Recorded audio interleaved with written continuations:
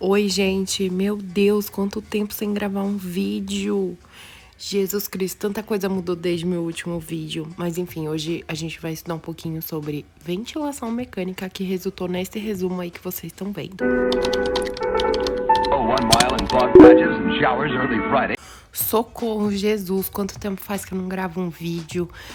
Tanta coisa mudou desde o último vídeo. Gente, no último vídeo eu era uma estudante de enfermagem ainda. Hoje eu já sou uma enfermeira com corém na mão que trabalha num departamento de emergência adulto. Vocês têm ideia disso? Jesus Cristo, eu tô surtando, mas enfim. O que eu estudei hoje foi ventilação mecânica, mais especificamente os modos de um ventilador. Eu comecei arrumando minha mesa porque tava assim extremamente bagunçada, porque às vezes eu tô estudando de madrugada, aí eu termino de estudar, eu não quero arrumar. Fica uma bagunça, aí eu vou trabalhar no dia seguinte, aí eu volto, tiro as coisas da mochila e jogo em cima da mesa. E aí, no caso, tava uma zona em cima, porque ontem eu tava de plantão, né, e eu tava escalada na triagem.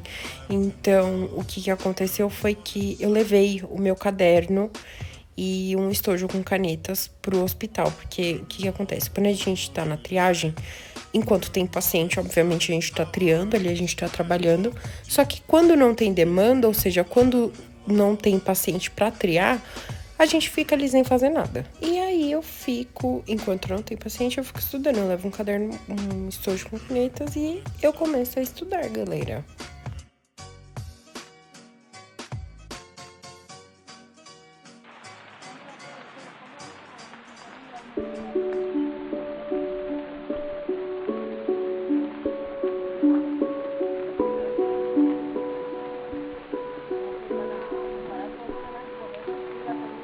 Neste exato momento aí, eu estava no Pinterest, exatamente, porque assim, eu sempre fui muito tipo de fazer título elaborado, só que aí, sei lá, gente, com o passar do tempo, eu tô querendo um título mais rápido, porque agora eu não tenho muito tempo, né, agora eu trabalho, agora eu sou proletariada, então o tempo que eu tenho pra estudar, eu quero aproveitar ele ao máximo. Não tô falando que fazer título me atrapalhe, muito pelo contrário.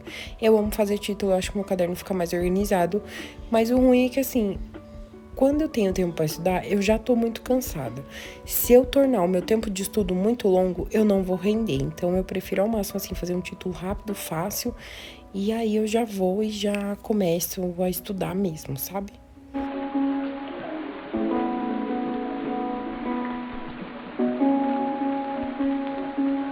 Nesse momento aí, eu mudei um pouquinho a câmera de posição, porque eu sei que vocês adoram ver títulos em detalhe. Aí, eu peguei essa caneta aí da Molin, que é uma 0.5, que é da linha Draw Line Marker.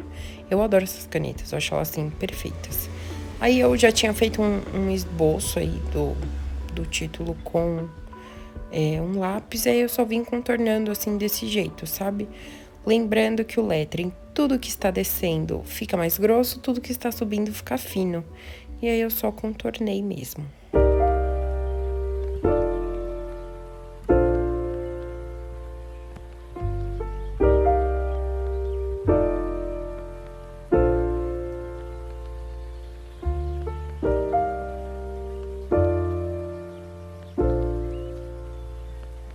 Depois eu peguei essa brush da Pentel, o nome dela é Brush Sing. Eu adoro essa caneta na cor preta. E aí eu escrevi um modo D ali em cima, pra completar o título. That's why I don't worry about the things that I don't see. Yeah. These days I don't worry about much. Peguei o marca-texto da Faber-Castell, aquele azul pastel, e aí eu vim pintando aí essa parte gordinha das letras. Tipo, alternando, né? Uma sim, uma não.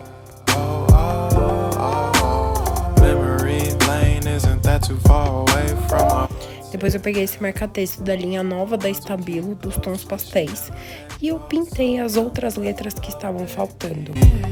Take a moment to unwind, fix yourself and realign yourself with the world, baby. Breathe slow, baby.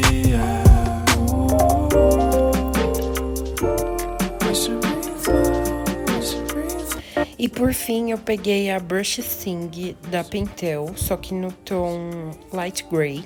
E aí eu fiz as sombras dessas letras. E amo de paixão essas canetas. Acho que são uma das minhas brushes preferidas.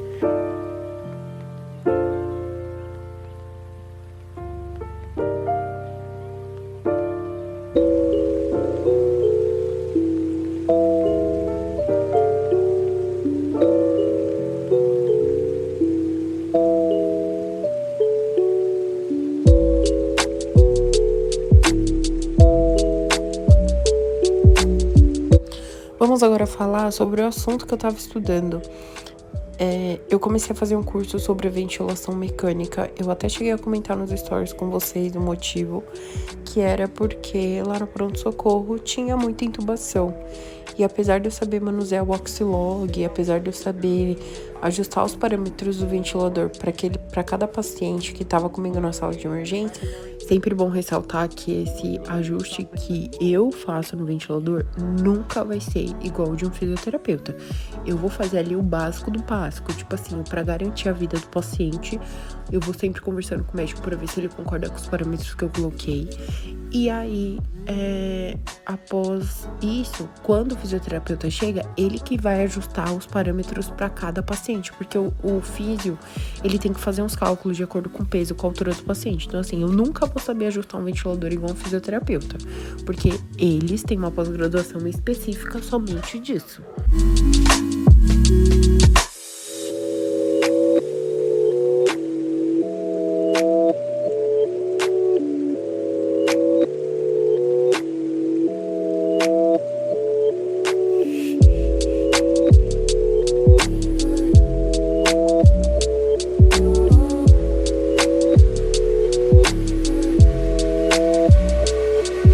Why?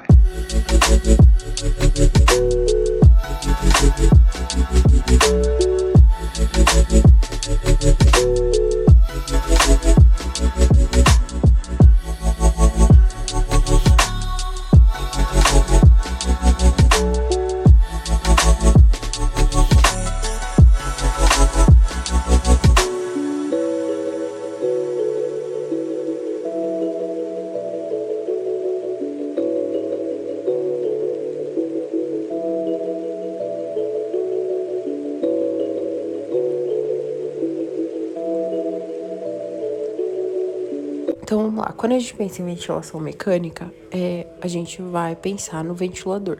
O ventilador é um aparelho que ele é utilizado principalmente na UTI, mas também é utilizado no centro cirúrgico. E no caso do pronto-socorro, a gente tem o ventilador portátil, que é o Oxilog. E aí, quando a gente pensa nesse ventilador, ele nada mais é do que um pulmão artificial. E aí, quando a gente pensa num paciente que vai precisar desse ventilador, a gente vai programar o ventilador de acordo com a necessidade daquele paciente. E aí, o que é o programar? O ventilador, ele pode desde fazer 100% da atividade do pulmão, né, do pulmão não, do ato de respirar, que é jogar o ar para dentro, mas ele também pode só dar um impulso, dar uma força para esse paciente respirar. Esse modo 100% é aquele paciente que ele tá grave, que ele tá sedado, que ele vai precisar do ventilador para sobreviver. Enquanto esse modo que é só uma força, né, que é o modo que a gente chama de assistido ou pressão de suporte, que tem vários tipos, é aquele paciente que ele consegue respirar sozinho, mas ele precisa de uma pressão a mais para conseguir receber a quantidade adequada de ar e de oxigênio para ele poder efetuar as trocas gasosas dele.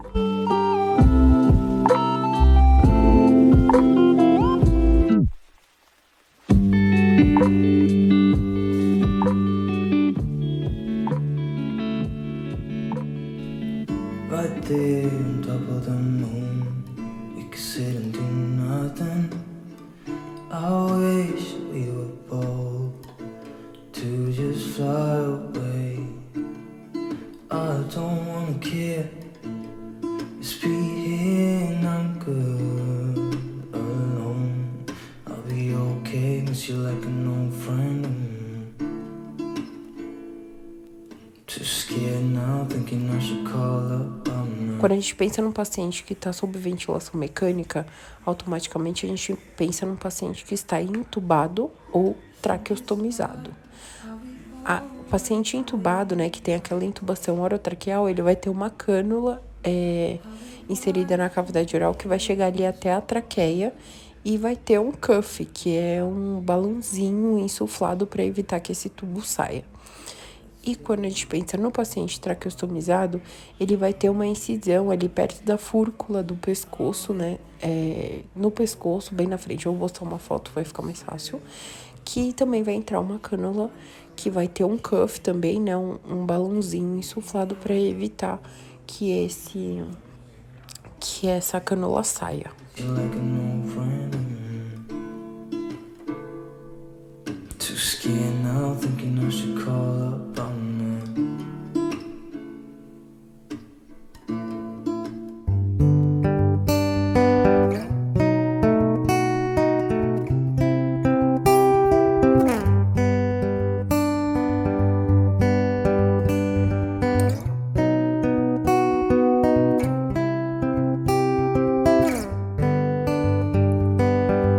Bom, então vamos começar a falar sobre os modos do ventilador, que é justamente o resumo de hoje.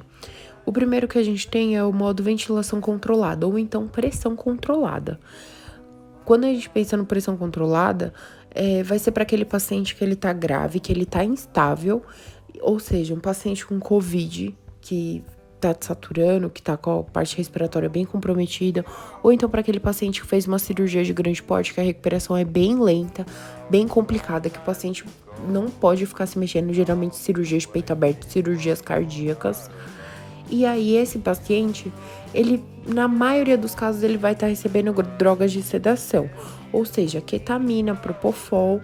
E essas drogas de sedação, o que vai acontecer? Ela vai impedir que o paciente acorde, ou seja, que o paciente se mexa, se ela estiver, né, nos níveis adequados, de acordo com o peso daquele paciente. E também ela vai impedir que esse paciente respire sozinho. Ou seja, quem vai respirar por ele vai ser o ventilador. O ventilador vai determinar os ciclos, ou seja, quando começa a inspiração, quando termina, a frequência respiratória dele vai ser tudo determinada pelo próprio ventilador. And I'm getting mighty tired of your trifling ways and of listening to that jackass Bray.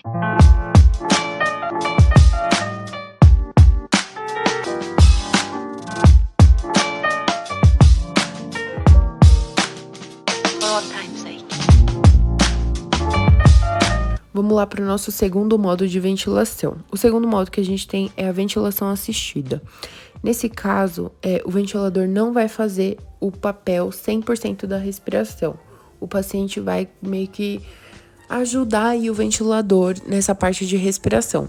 Sendo assim, é necessário que o paciente esteja com uma sedação menor. Como é que vai funcionar essa ventilação? Quando o ventilador perceber uma alteração de pressão ou de fluxo dentro do circuito, no caso da pressão, quando tiver uma queda da pressão dentro do circuito, né, do ventilador, das mangueiras, ele vai dar um estímulo para o paciente inspirar. Ele vai, jogar uma pressão dentro do pulmão daquele paciente para ele inspirar. E aí o paciente vai terminar o ciclo respiratório, ou seja, o ventilador começa o ciclo respiratório e o paciente termina. E aí, o terceiro modo que a gente tem é a ventilação assisto-controlada, que ela também é uma ventilação que o paciente vai estar com uma sedação menor ou até mesmo nenhuma. Nesse caso, o ideal é que seria que o paciente respirasse sozinho e o ventilador ele só entrasse em casos assim de emergência. Como assim, Natália? Então vamos lá, o paciente ele tá sendo desmamado da ventilação, então a gente tá tirando a ventilação dele aos poucos. Só que ele ficou muito tempo entubado, ou então ele teve uma doença que comprometeu muito a parte neurológica dele, ou então até mesmo respiratória.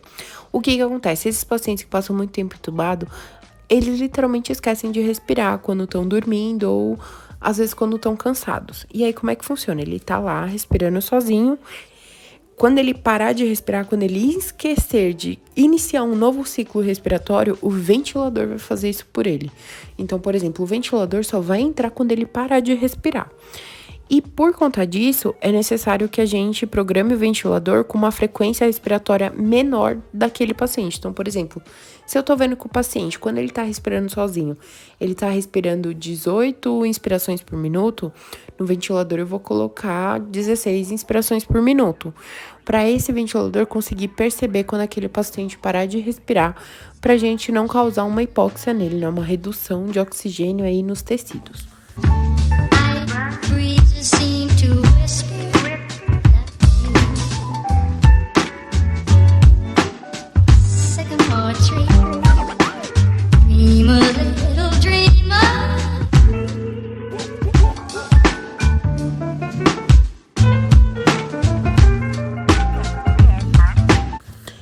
mais um modo que a gente tem é o modo pressão de suporte, que nada mais é um modo que, assim, o paciente ele também vai estar com uma sedação leve ou nenhuma. E o ventilador, ele vai ser responsável por jogar uma pressão positiva, né, que vai ser jogada pelo ar dentro dos pulmões daquele paciente durante a fase inspiratória dele. Ou seja, através dessa pressão que vai dentro dos pulmões, o paciente vai conseguir ter um estímulo aí para respirar, para iniciar o ciclo respiratório dele.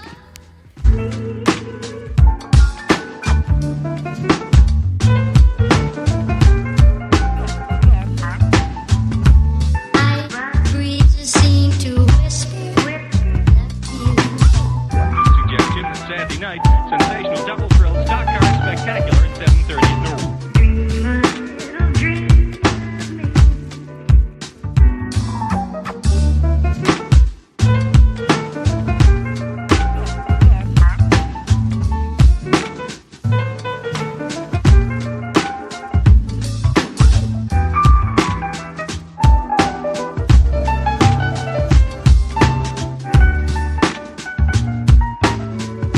E aí, um dos últimos modos que eu vou falar para vocês do ventilador é o modo ventilação não invasiva, que ele vai ser dividido em duas partes. Quando a gente pensa na ventilação não invasiva, a gente pensa num paciente que ele tá acordado, só que ele tá com uma dificuldade ali para respirar, um desconforto respiratório. E aí a gente vai instalar a ventilação não invasiva. Para ventilação não invasiva, não é necessário o tubo orotraqueal ou então a traqueostomia. A gente vai utilizar uma máscara que ela vai vedar ali a região do nariz e da boca, ou então só o nariz, dependendo de alguns casos. E vai jogar uma pressão positiva dentro das vias aéreas, estimulando assim a respiração, aumentando a complacência pulmonar, aumentando aí a saturação desse paciente. Então, a VNI, ela vai ser utilizada quando o paciente está acordado. Pensando assim, os dois modos de VNI que a gente tem é o CPAP e o BiPAP. Falando no CPAP, é uma sigla aí traduzida do inglês que significa Continuous Positive Airway Pressure, que basicamente significa pressão positiva contínua na via aérea. O que significa isso? Durante todo o ciclo respiratório, vai estar entrando um ar com pressão positiva dentro dos pulmões daquele paciente. Esse procedimento pode até ser um pouco desconfortável, pode causar náusea, vômitos. É um procedimento que a gente sempre, quando o paciente está com CPAP, a gente sempre tem que ficar muito de olho. E aí, o último modo que a gente tem é o BiPAP, que também é uma sigla traduzida do inglês, que significa Bilevel Positive Airway Pressure, que é quase a mesma coisa que o CPAP, só que a diferença é que ele vai alterar o nível da pressão. Então, na inspiração, a pressão vai ser positiva, ou seja, vamos jogar o ar para dentro das vias aéreas desse paciente. E na expiração, vai ter uma diminuição da pressão, facilitando assim a saída do ar. Aí, quem vai decidir se vai ser BiPAP ou CPAP, normalmente é o fisioterapeuta, porque, como eu falei, eles que são os especialistas nesse assunto, eles que vão decidir qual que é a melhor terapêutica para cada paciente. Bom, gente, quase acabando meu resumo aí, na verdade já acabei, tava organizando no meu caderno. Eu espero muito que vocês tenham gostado do vídeo. Esse foi o resultado do resumo, ficou um resumo bem longo, porque pegou aí 2 páginas. Vou pedir aí pra vocês curtirem, compartilharem com seus amigos, se inscrevam no canal, me sigam lá nos meus Instagrams e até a próxima. Tchau!